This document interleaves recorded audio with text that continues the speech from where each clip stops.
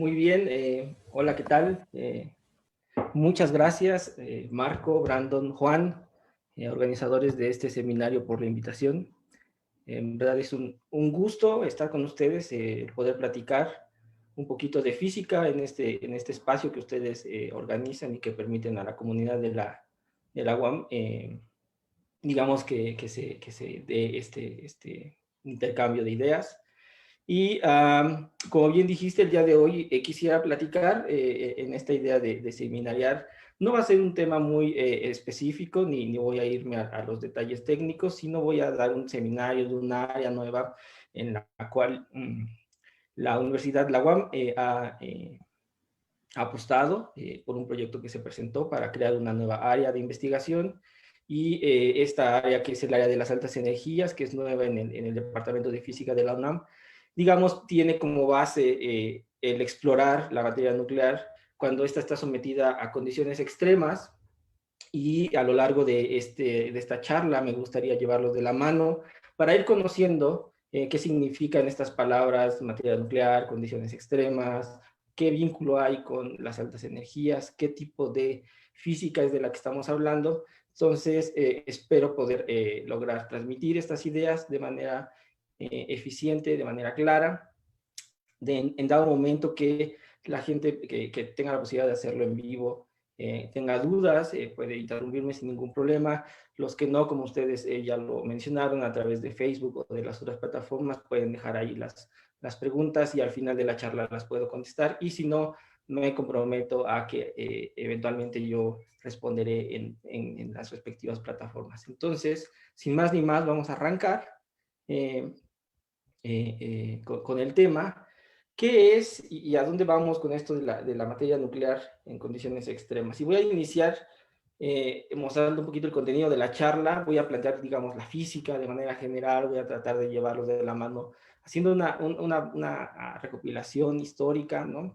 De cuáles son las preguntas bases de por qué se formula este tipo de física y qué tipo de preguntas son las que queremos responder, para pasar a hablar en específico de los modelos de altas energías, qué significan las partículas elementales, qué teorías tenemos a la mano, qué experimentos existen, cuáles son las leyes fundamentales que rigen el universo, tal cual hoy podemos decir que sabemos. No es algo que va a ser, digamos, inamovible, puede tener sus modificaciones. Las reglas del juego en esas leyes fundamentales. Voy a tratar de presentar la tabla periódica de estas partículas elementales, de los bloques más elementales de materia que conocemos hasta hoy en día, para ir a enfocarme a tres cositas en específico. Uno es el diagrama de fase de la cromodinámica cuántica. El siguiente es un experimento, NICA, y ya verán por qué lo voy a mencionar. Y al final, como un bonus, como un extra, hablaré de los campos magnéticos que también se consideran extremos en este tipo de sistemas físicos que yo les voy a platicar. Entonces, la física, como ustedes jóvenes de la carrera de la licenciatura en física saben, tiene muchas áreas, ¿no? Es una disciplina encargada de, a través del lenguaje matemático, querer describir todo lo que nos rodea, de lo que podemos ser capaces de observar directa e indirectamente de nuestra realidad, de nuestro planeta, de nuestro sistema solar, de nuestro universo.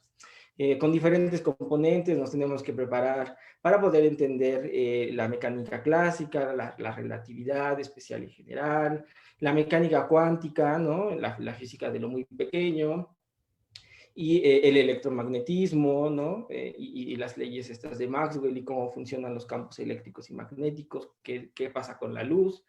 Pero eventualmente uno, en cuanto quiere ser más específico al estudiar ciertos problemas, se topa que necesitas tener cierto conocimiento extra y tener que mezclar todas estas áreas para querer darle respuesta a fenómenos de la naturaleza. Y la promesa del día de hoy es que les voy a mostrar sistemas de la física donde voy a tener que utilizar la mecánica cuántica, la relatividad, la física estadística y la electrodinámica. Es decir, jóvenes, vamos a tener que usar todo lo que aprendemos en la carrera, y con esa finalidad quisiera que les quedara esta parte de hay sistemas bien entretenidos, bien divertidos, donde nosotros podemos realmente poner todo nuestro conocimiento de la física para querer entender qué pasa en la naturaleza. Eh, digamos que hay dos vertientes o dos caminos por los cuales uno puede llegar a querer explicar o darle fundamento al área de la física a la física de las altas energías o a la física de partículas elementales. Uno de ellos tiene que ver con el entendimiento del universo. Nuestro universo, esto que conocemos, que contiene estrellas, que contiene galaxias, que contiene planetas, eh, y que de acuerdo a los modelos que tenemos, sabemos que existió un primer instante, una gran explosión, el Big Bang, ¿no? Y del cual la evolución del universo ha llegado hasta nuestros días, ¿no?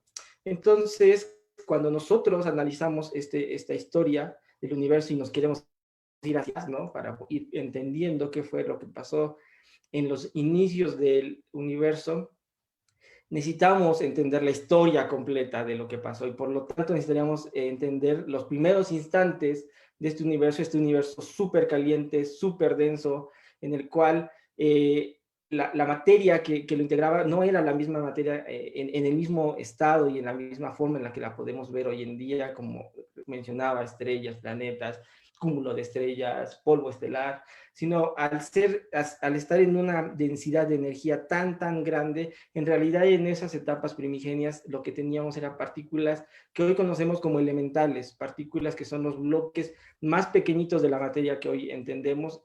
Denme unos minutos para poder ponerle nombre a esas partículas. Pero entonces, si queremos entender la historia completa del universo, tendremos que irnos hasta allá atrás, hasta los inicios, y entender ese tipo de materia, quiénes son las que la conformaban, cómo interactuaban, qué características tenían, etcétera. Y para eso, digamos, tenemos que irnos al mundo de lo muy pequeño. Y justamente esa es la otra vertiente por la cual uno puede ir a entender la idea del sustento de la física de partículas elementales.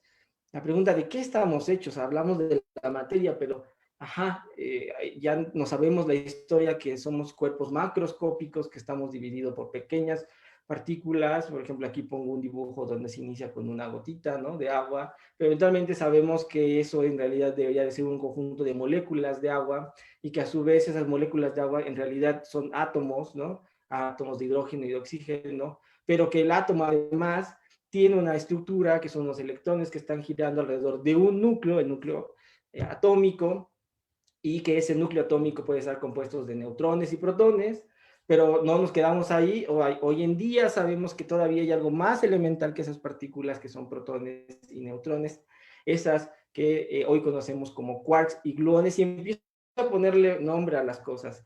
Hasta el momento en nuestros modelos, las partículas más elementales, un tipo de las partículas más elementales son estos quarks y gluones que están contenidos dentro de los protones, que a su vez están contenidos dentro de los núcleos de los átomos, y sucesivamente voy construyendo la materia de niveles microscópicos a los macroscópicos. Entonces, si ustedes se dan cuenta en esa tablita que les muestro en este diagrama, para querer conocer de qué estamos hechos, tenemos que irnos a dimensiones súper chiquitas, al mundo muy pequeño. Tan es así que aquí tenemos que ir a explorar cantidades de 10 a la menos 5 milímetros, 10 a la menos 18 metros, ¿no? Esas escalas son las que tenemos que explorar. Y bueno, al querer explorar lo más elemental, pues el área de la física que se encarga de eso es la física de partículas elementales. Todavía queda en el tintero, ¿y por qué le tengo que llamar física de altas energías a esa misma área de la cual vamos a hablar o a trabajar? Y la respuesta viene aquí. Noten que para querer ir cambiando de escala, ¿no?, qué tanto quiero conocer de la materia, qué tanto quiero ir adentro de esa materia para ver de qué está hecha, y al querer alcanzar escalas cada vez más y más pequeñas, pues lo que necesito en realidad en la práctica son experimentos de dispersión, experimentos donde necesito hacer chocar las cosas.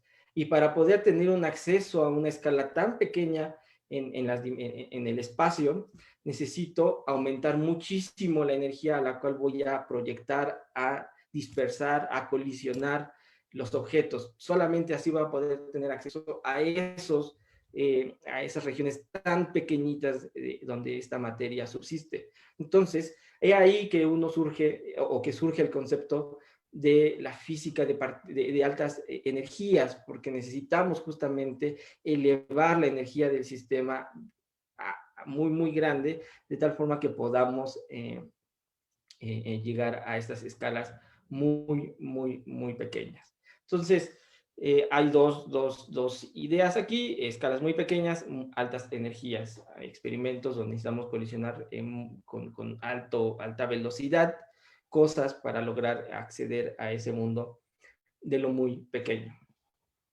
Entonces, esto no es algo nuevo. En realidad, ustedes, quienes ya han tomado varias materias de física, eh, saben que un primer experimento para poder entender las propiedades o entender de qué estamos hechos, ¿no? Fue aquel experimento de Rutherford, ¿no? Donde lanzaba partículas alfa, ¿no? A través de una fuente radioactiva, digamos, lograba sacarlas como en un haz, y a una laminilla de oro ese haz. Y entonces lo que observaba era cómo se distribuían estas partículas en este detector que él tenía, ¿no? Y entonces con ello podríamos inferir, con los modelos que en ese momento se tenían, de cómo estaba hecho los átomos y el núcleo, ¿no? De estos átomos. Entonces, esas eran colisiones que en realidad eran a muy bajas energías.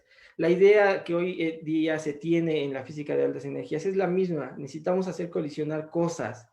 ¿Qué cosas? Pues esencialmente hay núcleos de átomos es lo que se colisionan, o bien protones o electrones que podemos poner a acelerar, ¿no? En ciertos anillos o en ciertos sistemas que pueden ser lineales, ¿no?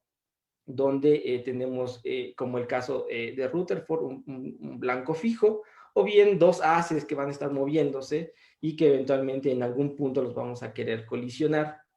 Entonces, la idea de Rutherford es la misma que sigue funcionando hoy en día. Para poder explorar el mundo de lo muy pequeño necesitamos hacer colisionar cosas, queremos hacer dispersiones a muy altas energías. Aquí en el centro tengo una imagen, bueno, es aérea, de lo que es probablemente el colisionador más famoso que hoy en día tenemos, que es el LHC, el Large Hadron Collider, que es el gran colisionador de hadrones que se encuentra en esta frontera entre Francia y Suiza, ¿no? Donde se tiene un aro por donde se hacen pasar ya sea bonches de protones, ¿no? O bonches de núcleos pesados. Ahorita vamos a ver qué son esos núcleos pesados. A través de este anillo que se está viendo, un anillo que tiene 25 kilómetros, ¿no? de diámetro, y donde hay 4 detectores, 4 experimentos funcionando. Y imagínense que ahora tenemos la tecnología, ¿no? De construir máquinas que tienen unos anillos de kilómetros, ¿no? Y unos detectores gigantescos. Aquí abajo está uno de ellos, si no mal recuerdo. Este creo que debe de ser Atlas. Probablemente me puedo equivocar, no estoy seguro. Creo que sí. Que son detectores súper, súper grandes, ¿no? Con tecnología de punta para poder detectar el resultado de un choque de estos protones o de estos iones pesados que se da a muy altas energías. Entonces, ha propiciado no solo el conocimiento de la física fundamental, sino también el desarrollo de nueva tecnología. Hay que saber qué poner para poder detectar de manera eficiente el resultado de esas condiciones, para poder tener un nivel de cómputo tan sofisticado para manejar una cantidad enorme de datos. Entonces, en verdad que hoy en día tenemos desarrollos tecnológicos que sorprenden en demasía de cuán capaces somos, ¿no? Hablo en general la humanidad, para poder detectar ciertas cosas que nos pueden generar nuevo conocimiento. Entonces, bueno, son los colisionadores que tenemos, es la forma de acceder a ese mundo. Regresaré eventualmente a hablar en específico de algún colisionador que va a estar en juego. Pero que déjenme entrar en materia y déjenme hablar ya en específico de la física relacionada con el mundo de lo muy pequeño. Hoy en día tenemos a la mano, o hemos generado modelos que son exitosos al describir la naturaleza, basados en 4 interacciones fundamentales. Varias de ellas son, digamos, muy comunes porque son de estas que experimentamos macroscópicamente, como es el electromagnetismo y la gravedad, ¿no? Esta que nos enseñan donde dos cargas iguales se repelen, dos cargas contrarias se atraen, cargas eléctricas me refiero, los campos eléctricos y magnéticos que nos permiten interactuar o que hacer prender nuestro televisor, nuestra computadora, etcétera, la corriente eléctrica que fluye en nuestra casa. Y también la gravedad, que es la que experimentamos, digamos, todo el tiempo, que es la mayor referencia de ese jalón que nos da la Tierra y que nos impide escaparnos de ella, ¿no? Saltamos y nos regresa al piso, entonces experimentamos la gravedad todo el tiempo. Pero existen otras dos que son interacciones llamadas nuclear débil, ¿no? Y nuclear fuerte, que en específico en ese recuadro que tienen a la izquierda, lo que te dice es la interacción nuclear débil provoca algunos tipos de desintegraciones radiactivas, incluido el decaimiento beta. Estos procesos que incluyen el intercambio de ciertas partículas que se les llaman bosones de norma, que ya les daré también nombre ahorita en unas cuantas diapositivas, son interacciones que se dan en una región del tamaño de a lo más el núcleo atómico. Son bien chiquitas, se les llama fuerzas o interacciones de corto alcance. Es decir, no las vamos a experimentar en este mundo macroscópico con el cual convivimos, sino va a tener que ser en esas escalas muy, muy pequeñitas donde emerjan estos fenómenos basados en este tipo de interacción. Y la otra, que es donde me voy a enfocar y de ahí voy a estar trabajando toda la charla, es la interacción nuclear fuerte. Esta, que en pocas palabras es la que mantiene unido protones y neutrones en el núcleo atómico y que le da en otro contexto, la interacción fuerte, el sentido de por qué están formados los protones y por qué están formados los neutrones de estas otras partículas más elementales, ¿no? Que son los quarks y los gluones.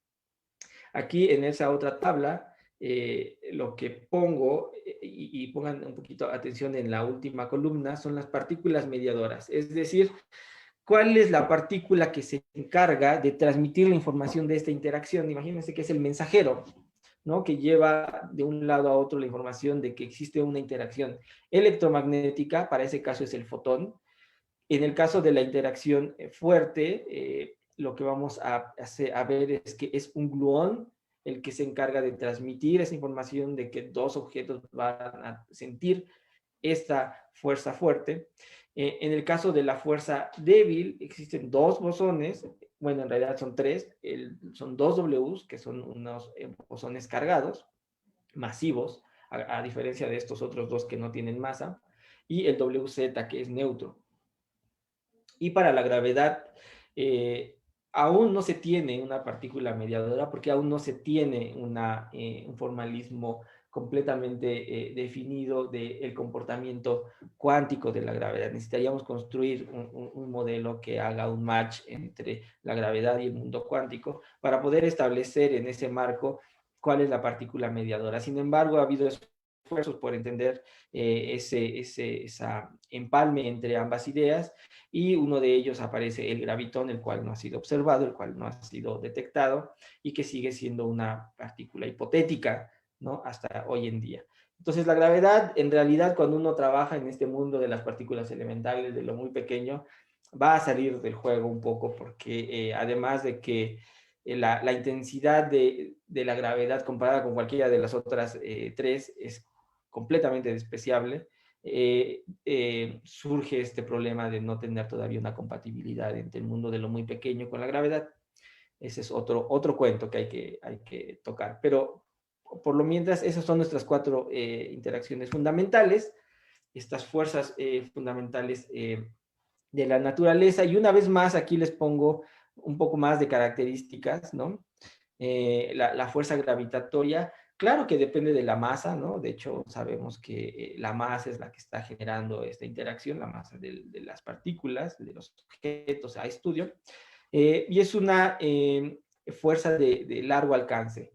Es decir, solamente en el infinito, en una distancia infinita respecto a los cuerpos, esta fuerza se vuelve cero. Cero, así completamente cero. Y lo mismo va a pasar para la fuerza electromagnética. Ahí lo que entra en juego son las cargas eléctricas que tienen los elementos a estudiar, ¿no? Pero una vez más, la fuerza es de largo alcance. Acuérdense que vienen como 1 entre r cuadrada, es decir, son inversamente proporcionales al cuadrado de la distancia y por lo tanto, eh, eh, a, a medida que te acercas, esta intensidad aumenta, pero a medida que te alejas va disminuyendo, pero solamente en el límite de R tendiendo a infinito, es que esta se va a hacer estrictamente cero. Cosa que no va a suceder con la fuerza débil ni la fuerza fuerte. En la fuerza débil casi todas las partículas a nivel de este mundo pequeño pueden tener este intercambio o interactuar débilmente, pero insisto que es de corto alcance, solamente tiene, digamos, sentido hablar de esta fuerza débil cuando estamos en el interior del núcleo, ¿no? El núcleo atómico. Lo mismo va a pasar para la fuerza fuerte, en el cual lo que tenemos son quarks y gluones y tenemos una carga extra que se llama la carga de color, ¿no? Que permite que este gluón que va a ser el mensajero lleve carga de color y se la transmita a otro quark. Y esa también es de corto alcance, solamente se puede concebir al interior del núcleo de un átomo. Ustedes dicen, Luis me está diciendo algo fuerte, algo débil, pero ¿qué tiene que ver en realidad en escalas? En verdad sí es cierto que es muy fuerte y muy débil una respecto de la otra. Pues aquí viene un ejemplito. Imaginemos que todo lo rescalamos de acuerdo a la intensidad de la fuerza fuerte. Y entonces si lo rescalamos a esta fuerza, digamos que la fuerza fuerte toma el valor de un 1, ¿no? El valor de un 1 en cuanto a qué tan intenso es.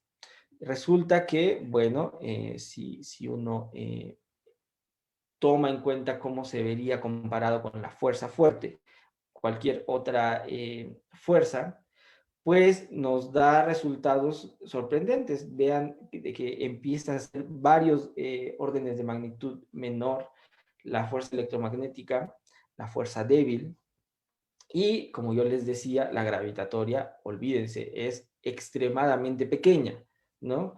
Por lo tanto, cuando uno está trabajando en el mundo de lo muy pequeño, en el mundo subatómico, en realidad quien lleva mano es la fuerza fuerte y desde luego se puede involucrar y van a tener su rol la fuerza electromagnética y la fuerza débil. Entonces es un poco para darnos el panorama de qué significa que sea fuerte, qué significa que sea débil, alguna interacción.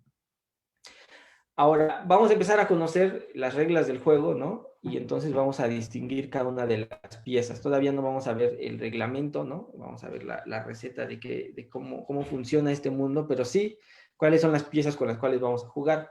Resulta que a nivel elemental, y voy a insistir, hasta nuestros días y hasta donde la tecnología nos permite conocer, nuestro modelo de las partículas elementales nos dice que hay dos grandes grupos de partículas. Unos son los quarks, ¿no? Y otros son los leptones. Y a estos dos se les llaman partículas de materia, y ahorita voy a enfatizar ese término de materia. Dentro de los quarks uno va a conocer, y también en unos minutitos les voy a dar la idea de esto de qué significa que los quarks componen a ciertas partículas que se les llaman hadrones. Un ejemplo muy claro y el primero que se nos va a venir a la mente es el protón. ¿Y qué son los hadrones? Los hadrones son una mezcla de quarks, no cualquier mezcla. Ya les pondré las reglas de qué significa estos estados ligados, les llamamos, estados compuestos de algún número de quarks. Existen dos tipos de hadrones, la materia hadrónica que se divide en dos términos, los mesones y los bariones. Y aquí sí voy a empezar a ponerle ciertas reglas y restricciones. Los mesones van a ser aquellas partículas que tengan a un quark y a un antiquark como grados efectivos o de valencia. con los cuales podemos distinguir a este estado ligado.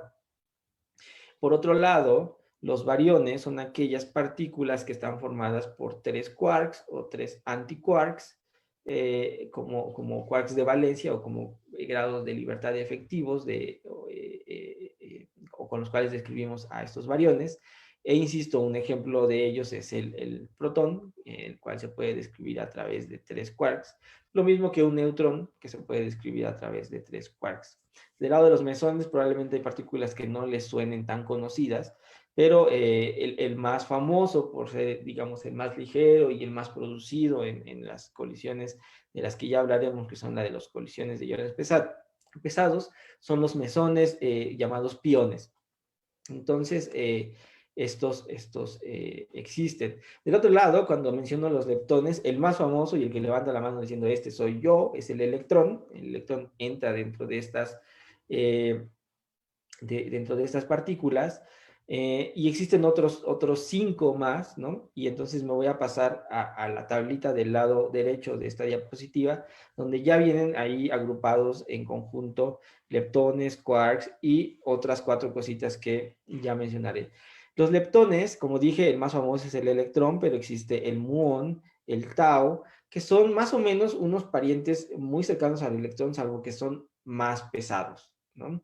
Tienen más masa, y asociado a cada uno de ellos, ¿no? Al electrón, al muón, al tau, está un neutrino, unas partículas que yo diría son probablemente las más penosas, porque casi no se pueden detectar, ¿no? Es bien difícil detectar estos neutrinos.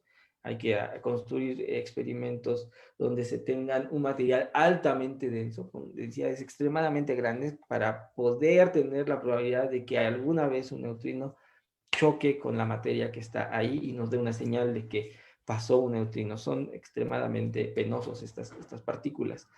Por otro lado, abajito aparecen los quarks, en los cuales ya les voy a decir que existen 6 distintos quarks, y voy a ir de abajo hacia arriba, porque de abajo hacia arriba es como va a ir incrementando la masa de estos quarks. Hasta abajo, y los dos más ligeros, en verdad ligeros, ahorita también vamos a ver sus masas, son el quark up y el quark down. La siguiente familia, ¿no? Se divide por 3 familias, y es la conformada por el quark charm y el quark strange. Y por último, viene una familia de los quarks más pesados. En verdad son ultra, ultra, ultra pesados, que son el quark top y el quark bottom. Del otro, al ladito vienen 4, ¿no? 4 recuadros, donde viene strong, electromagnetic, gravitational and weak, que son las 4 interacciones fuertes, y ahí contenido está cada uno de estos mensajeros. ¿Cómo les llamamos? Les llamamos gluones de norma. Son unos bosones de norma. Estos bosones de norma lo que se encargan es de transmitir la información del tipo de interacción de la cual cargan. Por ejemplo, los gluones de la información de la interacción fuerte, el fotón del electromagnetismo, el gravitón, en este hipotético caso de que existiese, bueno, el de la gravedad, y los bosones W más, W menos, el W cargado positivo, el W cargado negativo, y el neutro Z, son los que se encargan de transmitir la interacción débil.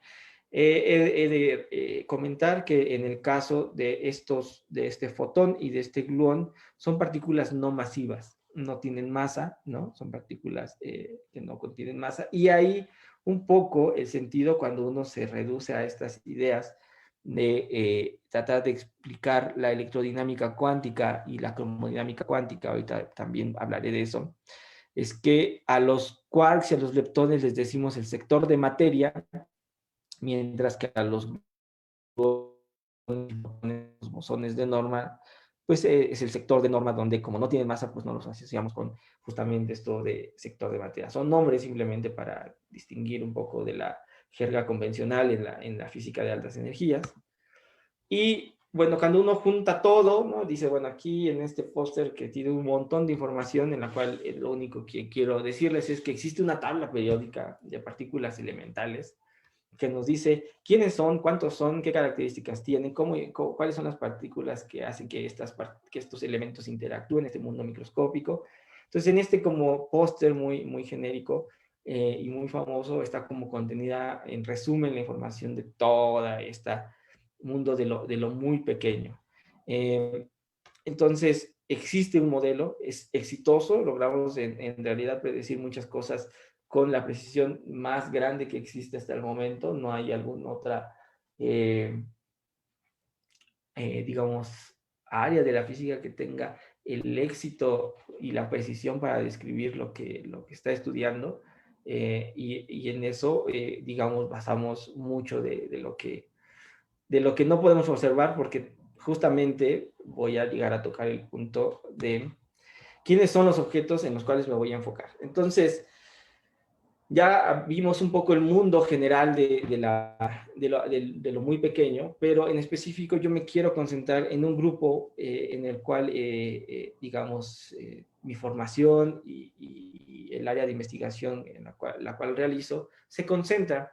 Y esto tiene que ver con la interacción fuerte, y exclusivamente me voy a concentrar de aquí adelante a hablar sobre la interacción fuerte.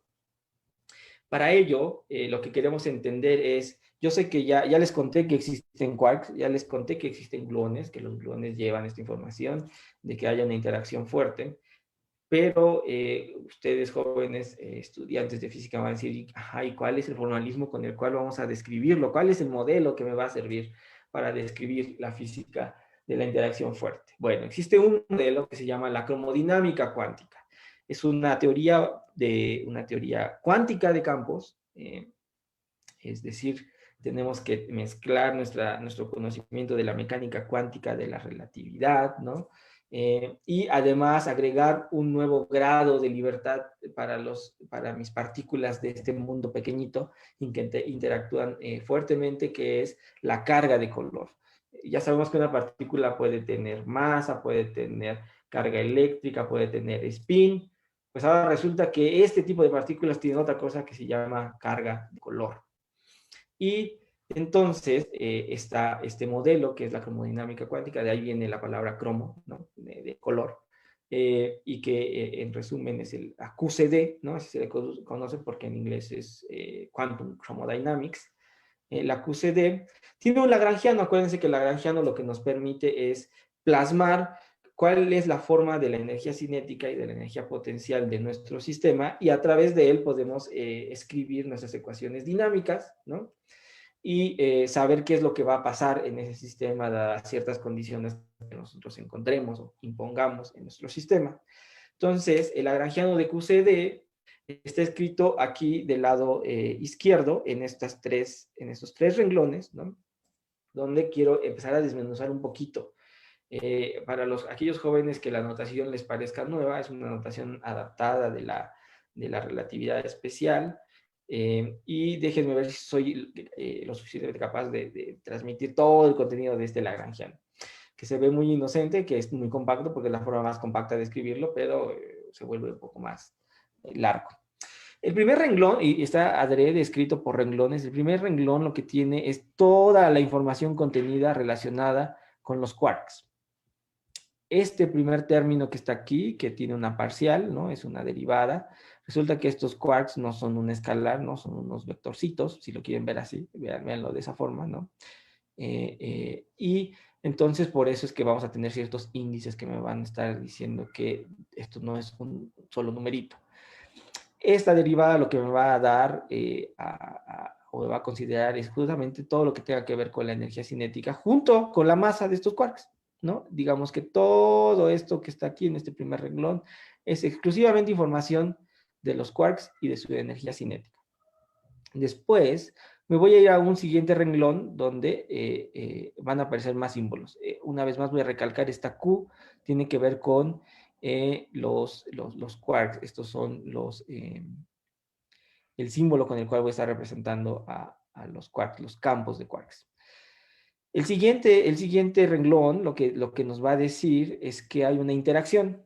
Como les dije, el Lagrangiano nos dice no solo la parte de la energía cinética, sino también el potencial, y es decir, la energía potencial, y es decir, cómo van a interactuar nuestras partículas. Para eso está este término donde GS digamos, es el acoplamiento, ¿no? Que va a existir entre un quark y un gluón. Vean que yo aquí tengo quark y un antiquark. La rayita de arriba, perdón por no ser tan explícito, la rayita de arriba significa que es un antiquark. Y esto va a estar interactuando con esto que llamo G mu nu, que es el campo del gluón, es el campo que describe a mis gluones. Entonces, lo que me va a permitir es tener una interacción de este tipo, una interacción donde tengo un gluón y dos quark, un quark antiquark. Esto que estoy poniendo aquí es una manera de escribir a estas partículas que se le llaman los diagramas de Feynman. Ahí, si quiere echarse un chapuzón, es una forma muy fácil que Richard Feynman ocupó para poder explicar los procesos en la QED, en la electrodinámica cuántica, y que eventualmente evolucionará a poder describir cualquier teoría cuántica de campos. Entonces, es la forma en la cual uno empieza a escribir estas particulitas, ¿cómo se le llamará? Como chino, ¿no? Como resorte, simboliza la propagación de un gluón, mientras que estas líneas que tienen color en este caso y eventualmente cuando es uno un poco más formal van a tener una flechita, van a simbolizar el propagador, la propagación de un quark. Entonces, este término lo que me dice es la interacción entre quarks con el gluón. Y tenemos un último término que tiene que ver exclusivamente con los gluones. Ese se le llama el sector de norma, ¿no? Esta parte que está aquí, y que nos va a decir justamente la energía cinética relacionada con estos gluones, pero también algo extra muy peculiar de este modelo es que el bosón de norma, el gluón, autointeractúa, tiene interacción con él mismo. A diferencia de la QED, no existe esto, el botón no interactúa con él mismo. En este caso, en la QCD, este botón de norma sí tiene autointeracción. Y lo vamos a poder ver acá. Aquí están las derivadas parciales, ¿no? Que están aplicadas a este campo gluónico, que nos da cuenta de la energía cinética, pero este último término que está aquí, ¿no? Ese sí que nos da cuenta de las interacciones del gluón. Vean aquí esto que está aquí abajito, nos dice que hay como tres formas de ver ese término, donde las dos últimas que están acá nos dan cuenta de la autointeracción del gluón, mientras que una nos dice cómo se va a propagar, ¿no? O bueno, nos va a dar cuenta eventualmente de la propagación de este gluón. Las otras dos lo que nos dice es que existe la posibilidad de que en un punto interactúen tres gluones o que en un mismo punto interactúen cuatro de estos gluones. Entonces tenemos, digamos, que se pueden propagar estos quarks, se pueden propagar estos gluones, puede interactuar un gluón con un par quark-antiquark, o que puede haber vértices fundamentales que nos dicen que tres gluones interactúan o que cuatro gluones interactúan. Entonces, en ese lagrangiano encontramos toda esa información. A esto que estoy poniendo aquí, esencialmente se le llaman las reglas de Feynman, ¿no? De nuestra teoría. Son todo lo que conocemos a nivel clásico. Este es un lagrangiano clásico, ¿no? Aquí está presentado así solito. Eventualmente uno tiene que llegar a poner las correcciones debido a que en el mundo de lo muy pequeño existe la probabilidad de tener fluctuaciones. La mecánica cuántica nos habla de las probabilidades y entonces en este mundo de lo muy pequeño va a haber correcciones a esa estructura clásica y estas correcciones son correcciones cuánticas. Para llegar y tratar de hacer un empalme entre dos cosas que he mencionado y que todavía creo que parecen desconexas, es que cuando hablamos de la materia nuclear, en realidad tenemos como dos caras de la moneda. Yo he insistido y he hablado mucho de que este mundo subnuclear puede ser descrito en términos de los quarks, estos que tengo aquí, el up, down, charm, strange, top, bottom, su bosón de norma, el gluón, y que estos son los que conforman a nuestros protones, a nuestros neutrones o a los hadrones en general. Y justamente estos hadrones son la otra cara de la moneda porque resulta, y ahorita en la siguiente diapositiva va a ver la razón de por qué esto pasa como pasa, que en el mundo donde las energías o donde el sistema no es sometido a condiciones extremas, el mundo se vuelve hadrónico. El mundo que observamos solamente va a ser de la forma de o protones, o neutrones, o piones, o caones, ¿no? O partículas hechas por un quark antiquark, como quarks de valencia, o de tres quarks o tres antiquarks, No vamos a ser capaces de ir caminando por la calle, ¿no? De repente querer indagar si puedo observar a un quark o si puedo observar a un gluón. Noticia, estas cosas no viven como estados asintóticos, se le llama en la física. Es decir, no los vamos a poder observar directamente porque solamente es a través de estudiar la composición de estos elementos como mesones y bariones. Entonces, el juego resulta más entretenido porque vamos a tener que explorar esta física y tener que obtener información indirecta. Nunca vamos a poder obtener información directa, es decir, nunca un detector que se pueda construir, ¿no? Una máquina que podamos construir va a decir lo que vi directamente fue un quark o un gluón y te mando su información de qué contenía, qué energía, cómo iba su spin, etcétera. No, no podemos identificar o detectar a estas partículas de manera directa. Y bueno, entonces resulta que son dos caras de la moneda, dos caras que están en regiones energéticas, digamos, distintas, y a lo cual uno tiene que hacer referencia a otro concepto que existe en la cromodinámica cuántica. Yo les dije que en esta teoría tienes una cantidad que te dice qué tan fuerte es la interacción. Esta es el acoplamiento, ¿no? El acoplamiento te dice qué tan fuerte es la interacción, qué tan intensa es la interacción. Y en una teoría cuántica de campos, como es la QCD, la cromodinámica cuántica, resulta que esta constante de acoplamiento no es constante. Es decir, depende de la energía típica de intercambio en el proceso en el que estamos trabajando.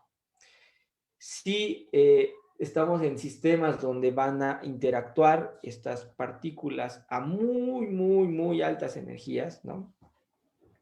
Lo que vamos a observar es que esta constante de acoplamiento, esta alfa S, alfa y la S es de strong, ¿no? La alfa fuerte, a muy altas energías va a ser muy pequeña. Este diagrama que tengo aquí, este plot, esta figura, lo que tiene es en el eje horizontal, es la energía típica de intercambio de un proceso de estas partículas fuertemente interactuantes, y en el eje vertical lo que tenemos es cuánto vale ese acoplamiento, esa alfa strong.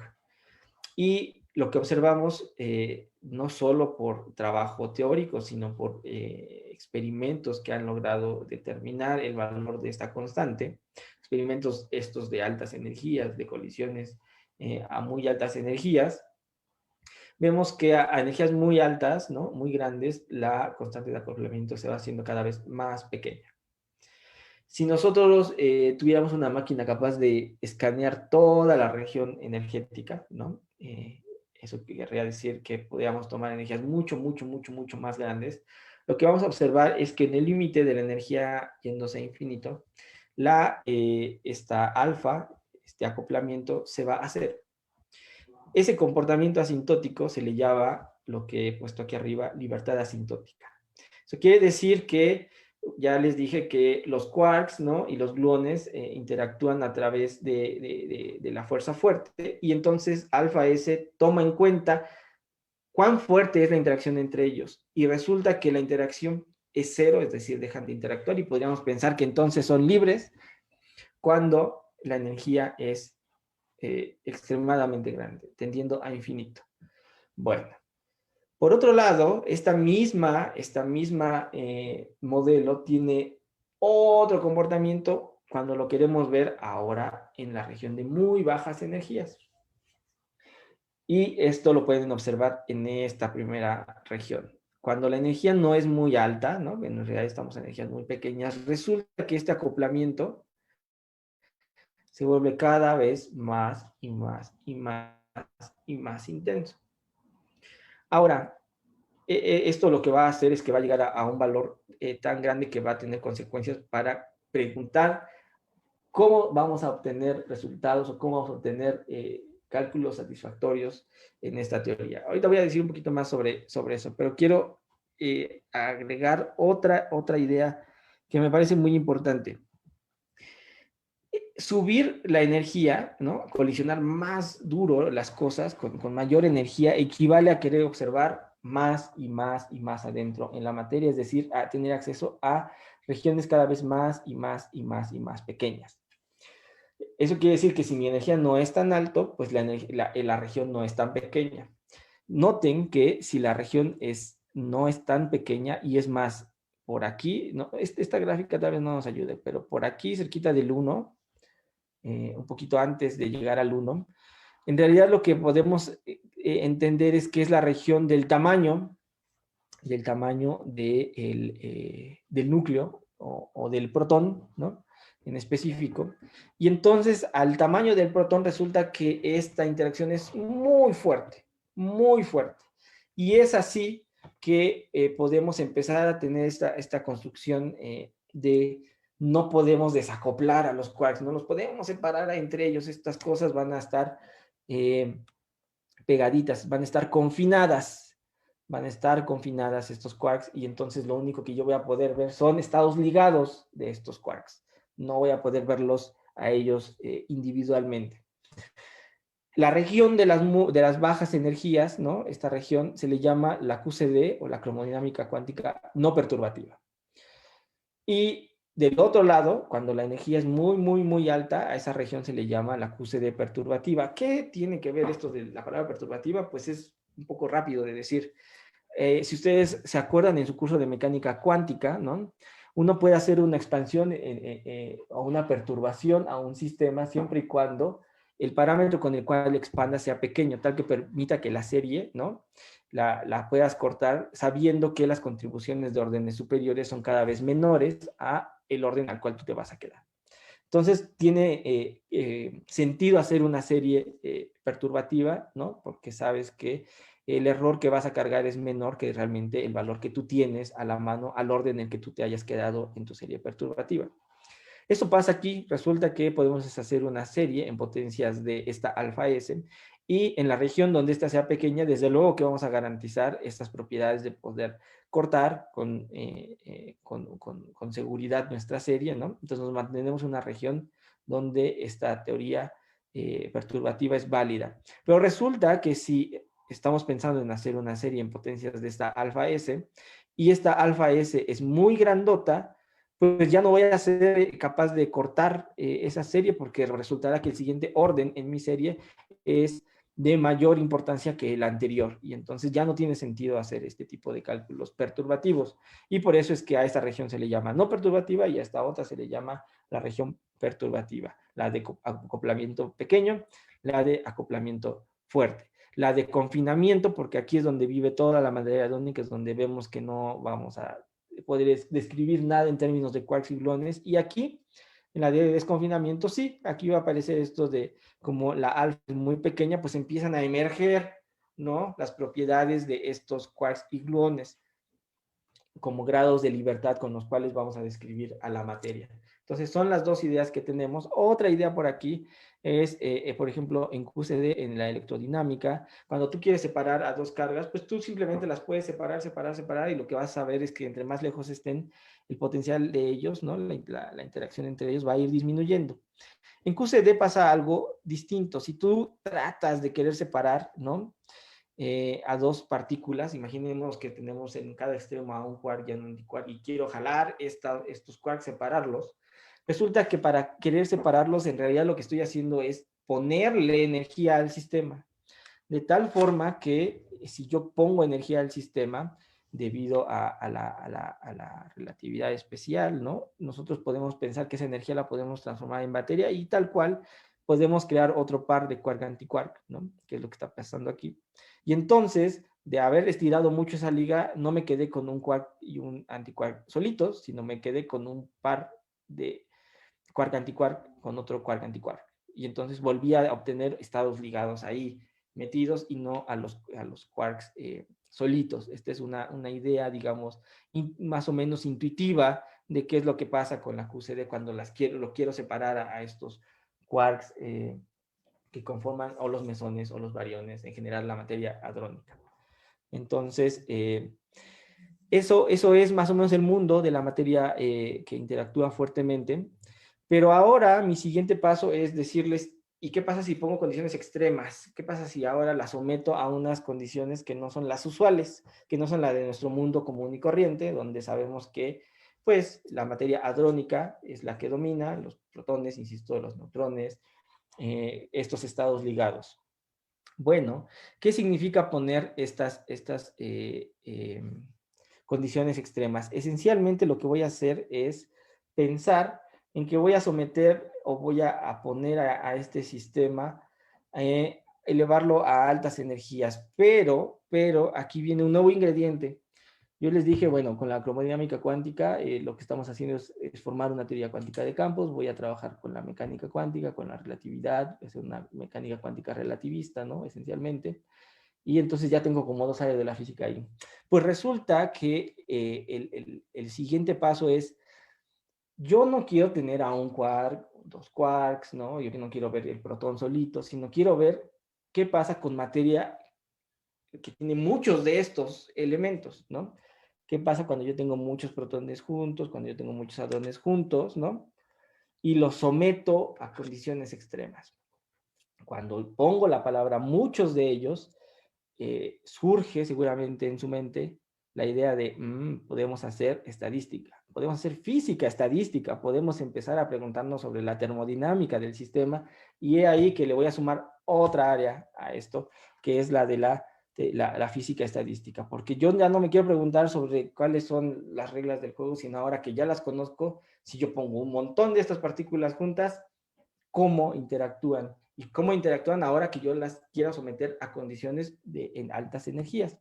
Y existen dos formas de poder hacer ese cambio, someterlos a estas condiciones. Una es someterlas a muy altas temperaturas. Esto se logra a través de algo que se llama las colisiones de iones pesados, que son esencialmente núcleos pesados, ¿no? Puede ser plomo, puede ser oro, puede ser cobre, puede ser bismuto, eh, estos que son, que tienen un número atómico alto, ¿no? Y que entonces hay varios protones, varios neutrones juntos, ¿no? Y lo que hacemos es chocar unos con otros, hacer colisionar estos a muy altas energías, con velocidades de estos bonches cercanas a la velocidad de la luz. Los chocamos y entonces, como están moviéndose como locos, podemos preguntar cuál es la energía cinética promedio y entonces pensar que como están moviéndose como locos, lo que está sucediendo es que en promedio tiene una temperatura bastante alta. Y en esa idea, bueno, entonces podemos llegar a preguntarnos si la energía fue lo suficientemente alta para pensar que ante todos estos cambios tan abruptos que tiene el sistema, ¿no? Ante esta alta temperatura, la energía fue capaz de hacer que esta constante de acoplamiento que yo hablaba fuese tan pequeña que ahora los grados de libertad con los cuales yo voy a trabajar son los quarks y los gluones. Interactúan tan débilmente que empiezan a ser ellos los grados de libertad en realidad y se forma un nuevo estado de la materia. Eso es así, se deconfinan, se llama que se deconfinan estos quarks y estos gluones, y entonces puedo formar algo que se llama el plasma de quarks y gluones. Otra forma es no haciéndolos chocar, sino comprimiéndolos. Los voy a comprimir tanto, ¿no? Que entre ellos, ¿no? La distancia va a ir disminuyendo y como dije, una relación que podíamos pensar es que si cuando pensamos en altas energías es porque estamos pensando en espacios muy pequeños. Entonces, cuando uno comprime tanto esta materia, pues en realidad se empiezan a juntar entre ellos, ¿no? Y existe esta interacción cada vez más y más y más débil, y una vez más emergen estos quarks y gluones como grados de libertad y se forma un plasma de quarks y gluones. Aquí están los dos ejemplos, aquí están los dos ejemplos de una colisión de iones pesados. Esencialmente, como les decía, son núcleos pesados, los que hacemos chocar a velocidades cercanas de la luz. Lo que se hace es, se hace una reacción, es una explosión esencialmente, donde es tan alta la energía que lo que hacemos es como disolver a estos protones y neutrones que conforman estos núcleos, y se forma todo un sistema de muchos cuerpos que podemos modelar, llegan al equilibrio termodinámico, y entonces los grados de libertad que emergen ahí en ese plasma súper caliente son los quarks y los gluones, por eso es que se le llama un plasma de quarks y gluones, donde la libertad asintótica es la que nos da razón de que exista este sistema. Sin embargo, como es una explosión, esta cosa va a expandirse, ¿no? Y entonces la densidad energética va a disminuir y por lo tanto esto va a llegar a enfriarse y lo que va a suceder es que como la energía promedio va a ir bajando, pues estos van a regresar a hadronizar, se van a volver a convertir en hadrones, se van a juntar otra vez unos con otros, de tal forma que los detectores que pongamos alrededor de estos grandes choques, lo que van a ver son hadrones al final de cuentas y no a estos quarks. Entonces, para poder intuir qué es lo que pasó entre el inicio de la colisión y lo que vieron los detectores, hay que echar a andar la película hacia atrás y con nuestros modelos teóricos decir qué es lo que pasó y bajo ciertas observables determinar las situaciones que realmente pasaron, como es la aparición de un plasma de quarks y gluones. Por otro lado, el otro sistema súper interesante son que la materia nuclear exista en el núcleo de estrellas de neutrones. Estas estrellas de neutrones que ustedes sabrán son el remanente de una supernova, ¿no? Lo que queda de estas grandes estrellas.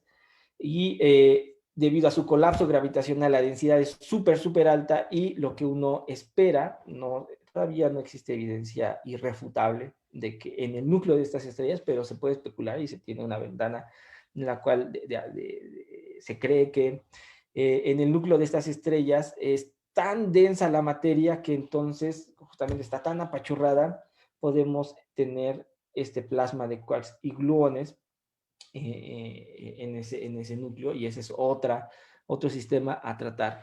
Entonces, no es que nos saquemos de la imaginación el pensar, ay, ¿cómo es que si pongo muchos de estas partículas juntas, pues, ¿cómo se verá? ¿Cómo se comportará? No, existen en la naturaleza estos sistemas y son de interés. Y sobre todo este que está aquí, quiero en la siguiente diapositiva hacerles remembranza de la primera pregunta que se plantea uno cuando quiere explorar el mundo de lo muy pequeño, la historia del universo. Y es que justamente la era de las partículas, ¿no? Esta era muy pequeña, muy temprana del universo, donde existían estas partículas como quarks y gluones y leptones y fotones, esta radiación, porque la densidad energética era tan alta, ¿no? Es lo que esencialmente en una colisión de iones pesados relativista obtenemos, de manera medio poética lo que decimos es que con estas colisiones lo que obtenemos son pequeñas gotas de ese universo temprano. Justamente entender este tipo de sistemas nos da la información de qué es lo que de qué es lo que vivió nuestro universo a etapas muy tempranas. Entonces, en realidad, lo que tenemos es sistemas bien interesantes. Las colisiones de iones pesados, las estrellas de neutrones, el universo temprano. Eso es lo que en nuestra mente, cuando hablamos de poner a la materia nuclear en condiciones extremas, queremos abordar. Son los temas que queremos resolver, cómo se comporta ese tipo de sistemas. Para eso, voy a resumir, ya estoy más o menos haciendo la hora, pero voy a ir un poquito más rápido, pero espero llegar a cumplir toda la presentación. Para resumir la información de cómo se comporta esta materia nuclear, estos sistemas de muchos cuerpos en diferentes condiciones, lo que vamos a ser capaces es de escribir algo que se llama el diagrama de fase de la cromodinámica cuántica. Yo ya les dije que a bajas energías lo que tenemos es un mundo hadrónico, tenemos hadrones que nos rodean. Y que si nosotros de repente sometemos a energías muy extremas a nuestro sistema, ¿no? Ya sea elevando la temperatura o comprimiendo el sistema, de repente lo que vemos es un plasma de quarks y gluones. Es la misma materia, pero que tiene como dos caras distintas, dos estados de esa misma materia. Pues resulta que así como cuando uno hace en el estudio del agua, ¿no? Un diagrama de fase de temperatura contra presión donde podemos encontrar las regiones donde ciertas condiciones de temperatura y presión nos dan el vapor de agua o ciertas condiciones de temperatura y presión nos dan esta agua líquida o ciertas otras nos dan las condiciones de formar hielo. Aquí también nos vamos a preguntar cuáles son las condiciones en las cuales yo puedo obtener estos hadrones, este gas de hadrón o este plasma de quarks y gluones. Y no solo eso, recuerden que cuando uno hace un diagrama, una de las preguntas fundamentales es cómo fue esa transición, cómo ocurrió esa transición. ¿Fue una transición suave? ¿Fue una transición abrupta? ¿Fue una transición de primer orden, de segundo orden, de crossover? Todos aquellos jóvenes que hayan llevado ya su curso de física estadística podrán un poco entender estas palabras de saber ¿Cuál fue la característica? Es decir, qué condiciones hubo bajo qué condiciones pasó de ser un estado de la materia a la otra. Pues resulta que en el mundo de la cromodinámica cuántica, hoy en día un objeto extremadamente importante estudiar es este diagrama de fase. Queremos ver cuáles son las regiones donde tenemos este hadrón, este plasma, perdón, este gas de hadrones. ¿Dónde está la región donde podemos encontrar este plasma de coaxilones? ¿Cuál es la línea donde existe esa transición? ¿Cómo es que pasa esa transición? ¿Es una transición de primer orden? ¿Una transición, un crossover? ¿No? Si es que existen estas dos transiciones, ¿cuál es el punto donde termina una e inicia la otra? Eso se le llama el punto crítico, el critical endpoint. Este es un diagrama de potencial químico bariónico contra temperatura. La temperatura, bueno, ya la conocemos, pero el potencial químico, ¿qué significa? Esencialmente es la densidad de partículas, ¿no? Es el número de partículas menos el número de antipartículas. Entre mayor número de partículas tengamos respecto de las antipartículas, tenemos un mayor potencial químico bariónico. Y entonces, en este diagrama, ¿no? Podemos localizar todas estas regiones. Y la pregunta de la comunidad hoy en día es, ¿dónde ocurre esta transición y cómo ocurre? Ahorita en unas diapositivas les voy a mostrar nuestro conocimiento al respecto, ¿no? Pero noten que las estrellas de neutrones son los sistemas que componen alto potencial químico, es decir, hay alto número de materia respecto de la antimateria, mientras que el universo temprano es un sistema que venía de tener tanta materia como antimateria en sus estados tempranos y por lo tanto el potencial químico bariónico es súper, súper pequeño. Entonces la idea es, como teóricos, escribir modelos que me permitan observar, que me permitan analizar esta transición, pero como físicos sabemos que si no hay experimento que lo demuestre, pues entonces no tiene tanta validez nuestra teoría. La otra parte es construir máquinas que nos permitan barrer toda esta región para conocer las condiciones en las cuales se da esta transición. De puntualizar para los chicos de la UAM que una forma de analizar esta transición de fases a través del entendimiento de la simetría quiral en la QCD. Esta es una idea donde nosotros analizamos una simetría de este lagrangiano, de este modelo, el cual está relacionada con el que la masa de nuestras partículas de materia, los quarks, sobre todo los más ligeros, en realidad se vuelva a cero o casi cero, se vuelva muy pequeña, y que da el fundamento para poder entender una transición de fase en este diagrama que estoy mostrando acá. Son una forma de poder teóricamente describir cuándo ocurre o cuándo no, es decir, cuando se restaura, cuando se rompe esta simetría quiral.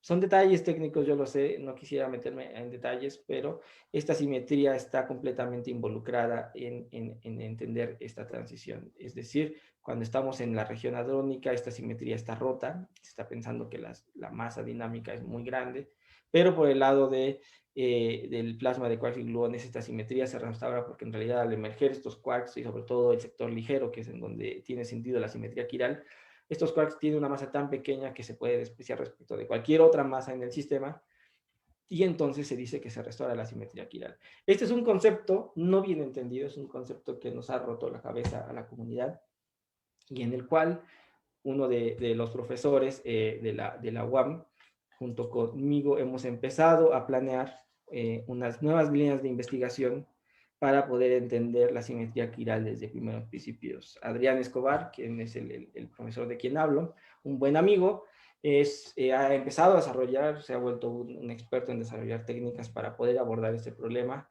y sumado, digamos, a la experiencia que he desarrollado, queremos abrir brecha para estudiar el origen y describir de primeros principios esta simetría quiral que está presente en la QCD, en la cromodinámica cuántica.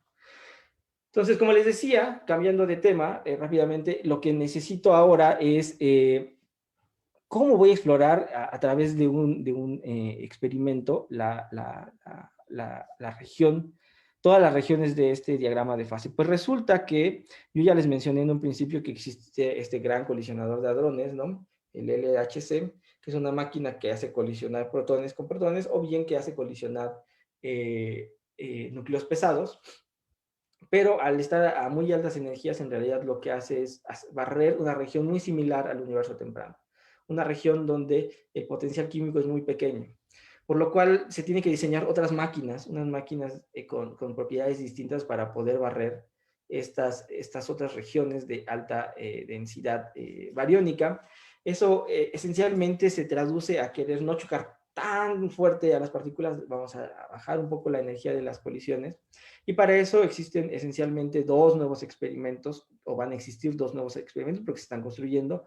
Uno es FAIR, que está aquí, es un experimento que se va a localizar en Alemania, y otro es NICA, que se va a localizar en Rusia, los cuales van a tener la posibilidad de barrer una región que se le llama rica en materia bariónica, es decir, a alta densidad de potencial químico, alto potencial químico es donde ellos van a tener acceso.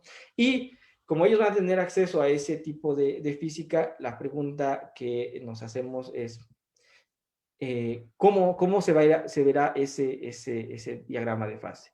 Nosotros hacemos caricaturas, sabemos por modelos teóricos que la transición de fase de este sistema a altas densidades parece ser de primer orden y que a bajas energías estamos convencidos, a baja densidad, perdón, sabemos, es irrefutable al parecer ya, que esto es un crossover, es decir, es una transición muy suave.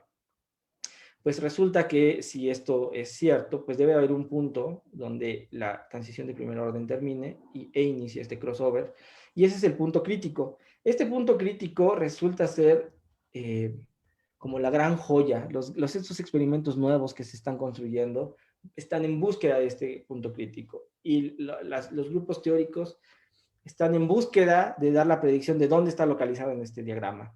En realidad, nuestro diagrama es algo bien desconocido. Se conoce muy poquito de este diagrama.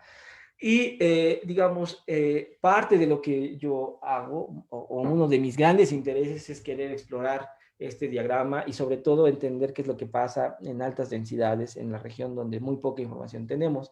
Este es un trabajo en equipo. Yo siempre he dicho que la física es mejor en equipo, y tengo tres colegas y sobre todo grandes amigos, estimados, muy estimados los tres, Alejandro Ayala, que está en el Instituto de Ciencias Nucleares, Renato Zamora, que está allá en la Fuerza Aérea de Chile, y Ricardo Farías, que está en la Universidad de Santa María en Brasil, quienes tenemos la cosquillita de querer entender qué es lo que pasa en este diagrama. Entonces, una de nuestras grandes líneas de investigación es justamente poder entender este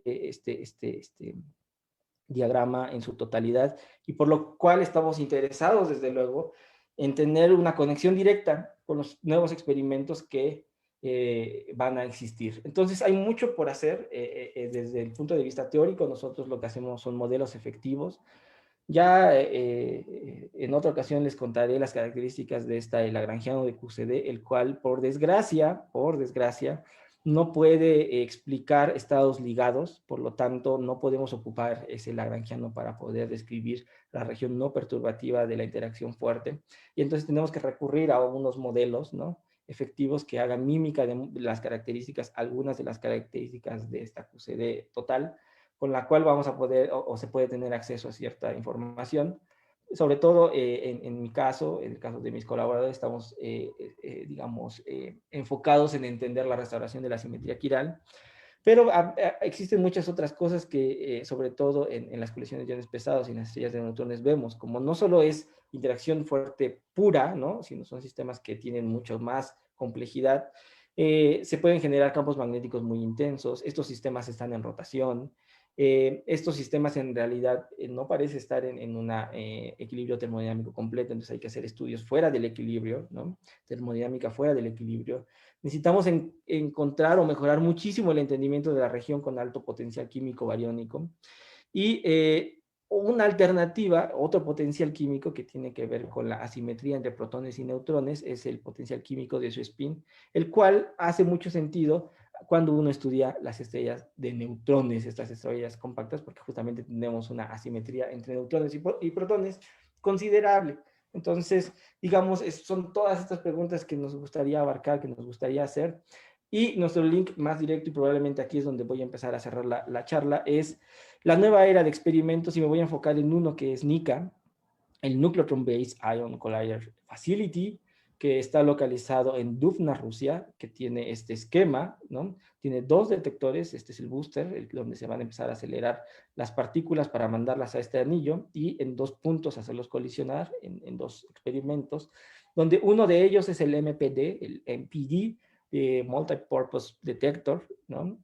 Este es uno de los experimentos en los cuales estamos involucrados para poder estudiar esta materia nuclear en esas condiciones extremas de alta densidad.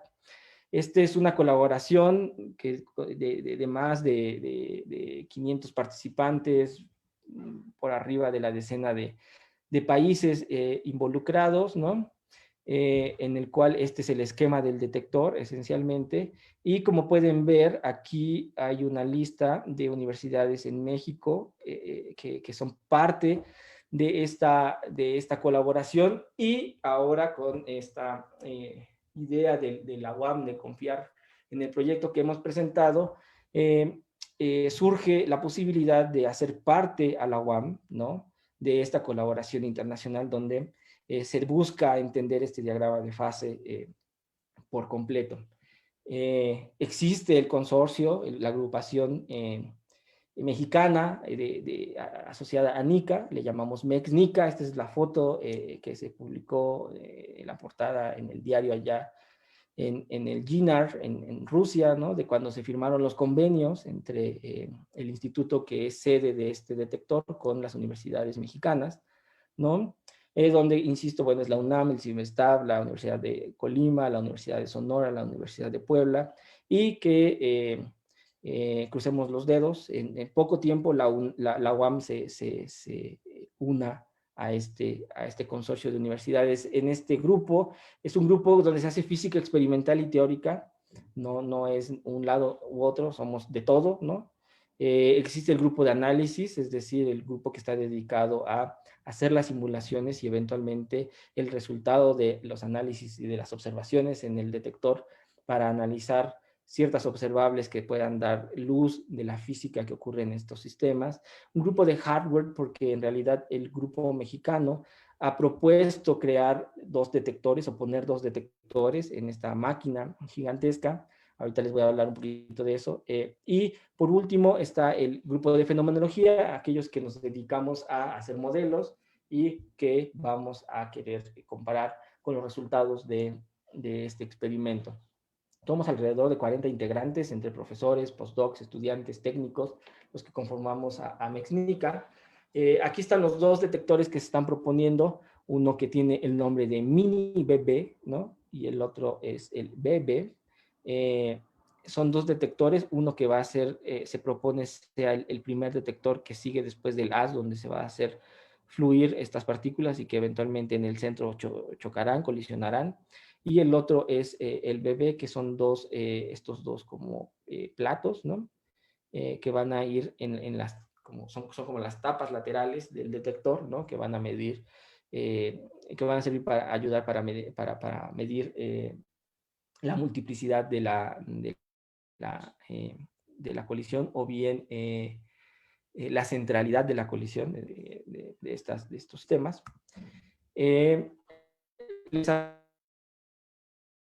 Los campos, creo que ya estamos sobre tiempo, si todavía hay tiempo al final, si no, déjenme terminar aquí agradeciéndoles y recalcándoles que si tienen preguntas, ya sea ahorita en las plataformas, las pueden hacer. Abajo tienen mi correo electrónico. Si a lo mejor les da un poco de penita preguntar, dicen, no, yo quiero algo, digamos, no quiero que nadie me vea, bueno, pues pueden agarrar y directamente a mi correo electrónico preguntarme cualquier cosa, cualquier duda acerca de la charla. Estudiantes, ustedes jóvenes que están en la carrera, pensando a lo mejor en hacer un posgrado, si tienen interés en esta área de las altas energías, si estos temas les llaman la atención, son bienvenidos. Insisto, ahí está mi correo para que se pongan en contacto. Así que bueno, lo dejo por aquí y muchísimas gracias.